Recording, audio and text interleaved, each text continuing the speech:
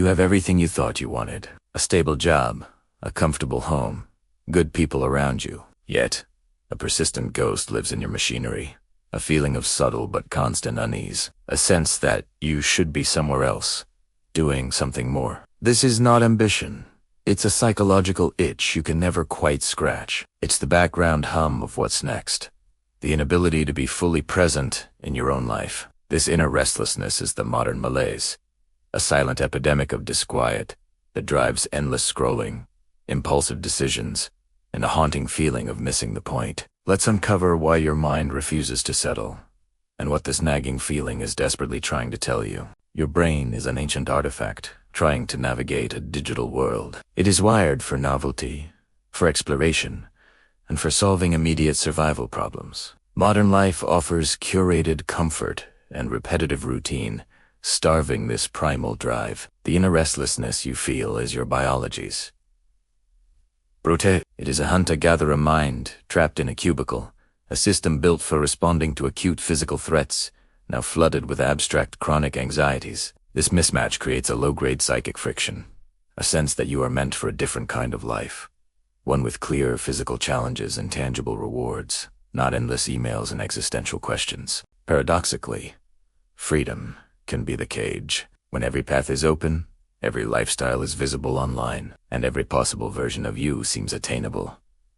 The pressure to choose the perfect one becomes paralyzing. Inner restlessness is the symptom of this paralysis. Your mind, overwhelmed by infinite potential, cannot land. It flickers between possibilities, never committing.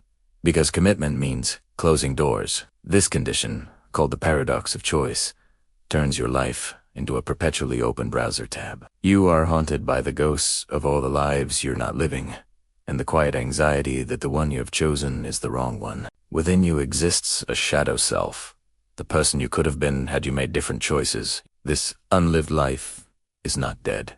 It is a psychic force. Inner restlessness is often its gravitational pull, that abandoned dream, that unpursued passion, that road not taken.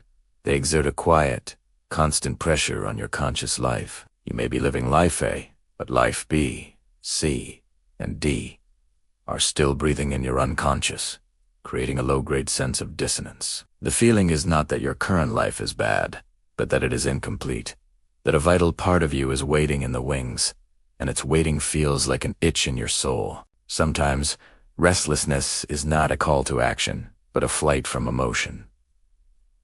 To be still is to feel. When you are constantly in motion, planning the next thing, starting a new project, or seeking a new distraction, you are running from the feelings that surface in silence. Grief, loneliness, boredom, or existential emptiness. Inner restlessness becomes a strategy, a way to outpace your own emotional world. The nagging sense that you should be doing something is a defense mechanism, ensuring you never have to confront the question of what you are truly feeling. It is easier to be restless than to be heartbroken. Your brain is wired to seek and reward novelty. Each new possibility, each new app, notification, each new plan delivers a hit of dopamine.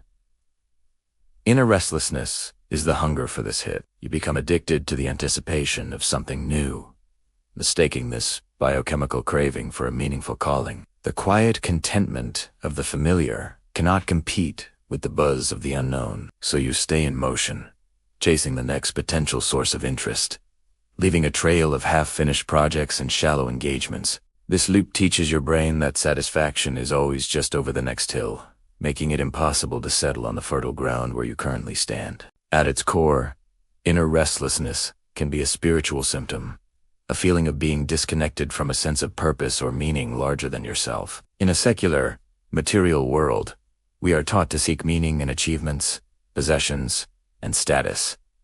When these prove hollow, the soul grows restless. This is not a need for a new job, but a need for a sense of sacred connection, to feel part of a story that matters. The itch is a longing for transcendence, misdirected into a search for the next external milestone. You are looking for a home for your spirit, but you keep checking the addresses of career and consumerism. A nervous system shaped by early instability knows only one speed: alert. If your childhood involved unpredictability, chaos, or emotional neglect, your baseline became a state of wary preparedness.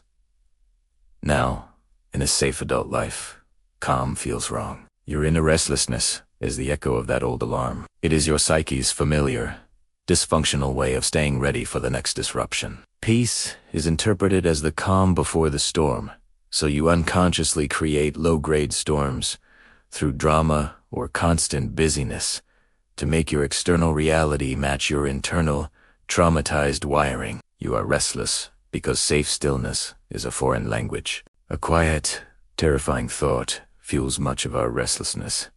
What if my life doesn't matter? This fear of fading into obscurity, of leaving no mark, drives a compulsive need to be seen, to achieve, to be extraordinary. Inner restlessness is the engine of this striving. You cannot relax because relaxation feels like accepting mediocrity, like surrendering to a fate of being forgotten. The pressure to be remarkable keeps you in a state of perpetual self-promotion and comparison, mistaking visibility for value. The peace you crave requires the courageous acceptance that a simple, quiet life of genuine connection is not a failure, but a profound success. Your inner restlessness is not always a psychological ghost.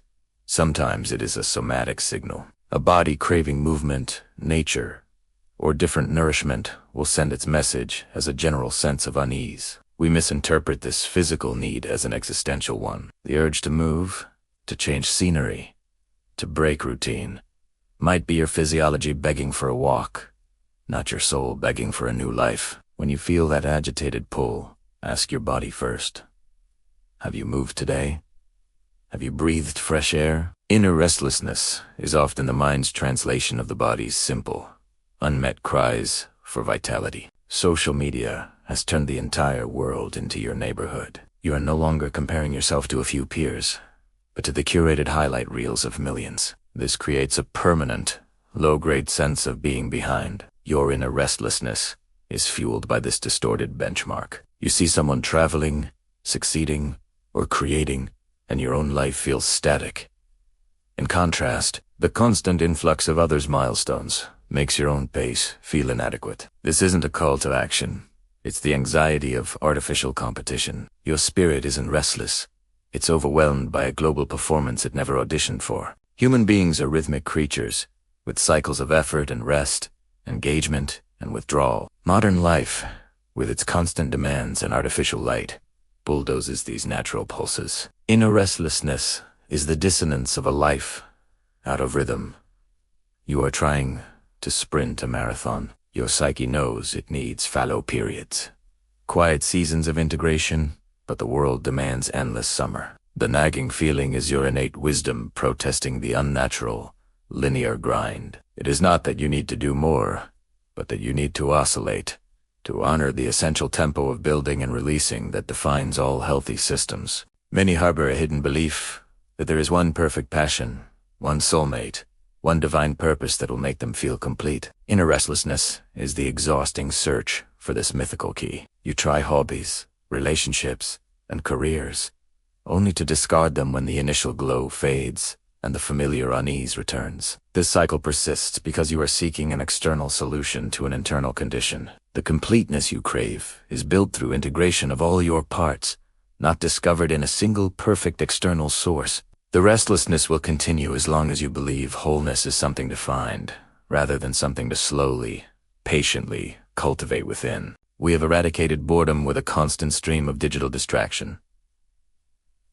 This is a catastrophic loss. Deep boredom is the fertile void from which creativity and self-discovery emerge. Your inner restlessness is, in part, a withdrawal symptom from this lost state. You fear the empty moment, so you fill it with noise, preventing the mind from wandering into its own depths. The agitation you feel is a mind denied its natural, meandering rhythm. True ideas and authentic desires need unstructured time to surface. By refusing to be bored, you are refusing the very incubation period your psyche requires to tell you what it truly wants. Within you exists a wilder, more instinctual self, a part that craves spontaneity, risk, and raw experience. A life that is overly safe, scheduled, and civilized can feel like a cage to this inner creature. Your restlessness may be its rattling at the bars. This isn't about irresponsibility, but about a need for authentic aliveness. For moments where you are not managing a personal brand but are fully immersed in the sensory,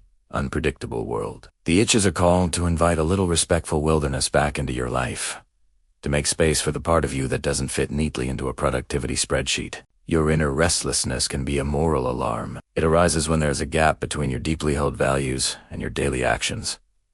You value creativity but only consume content. You value community but isolate with screens. You value health but neglect your body. This disconnect creates a psychic friction, a low-grade guilt that manifests as a vague need to do something. The restlessness is your integrity calling to you. It will not quiet until you start to close the gap, aligning your small, daily choices with the principles you claim are important. The cure is congruency, not distraction. You are conditioned to believe restlessness will end when you arrive. When you get the promotion, buy the house, or find the partner. This is the great lie of destination addiction.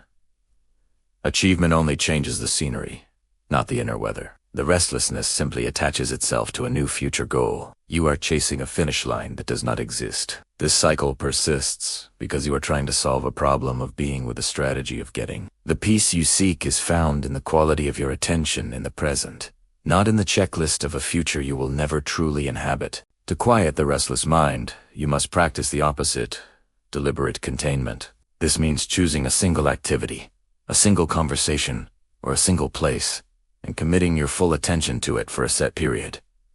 Put the phone away. Close the extra browser tabs. Feel the impulse to jump to the next thing arise, and gently return your focus to the chosen container. This is a muscle. Each time you do it, you are rewiring your brain's novelty-seeking circuitry. You are teaching your nervous system that depth and focus are safe, even rewarding. The restlessness is a habit, and containment is the rehab. Do not wage war on your restlessness. Instead, sit with it. Ask it gentle questions. What are you trying to tell me? What am I missing? What needs my attention? Reframe it from a symptom of failure to a form of internal communication. Often, beneath the frantic energy is a simple, unmet need for creativity, connection, or movement. By listening without immediately reacting, you allow the signal to clarify. The goal is not to eradicate the feeling, but to decipher its message and respond with a conscious, kind action, rather than a frantic, distracted reaction. Your inner restlessness is not your enemy. It is a misguided messenger. Learn its language. Your inner restlessness is not a malfunction. It is a message. It is the signal of a life force constrained by routine, a spirit hungry for meaning, or a body begging for rhythm. For too long, you have treated this feeling as a nuisance to be silenced with distraction or a crisis to be solved with another life overhaul. The true work is translation. Listen. Is it your biology craving novelty? Your soul seeking depth? Your values demanding alignment? Stop running from the discomfort and start deciphering its code. When you learn to see restlessness not as a problem, but as your most honest internal guidance system, it transforms from a source of anxiety into a powerful compass. It points not toward a mythical perfect life, but toward the next true step in the life you already have. The peace you crave is found not in the absence of the itch, but in understanding what it truly wants to scratch.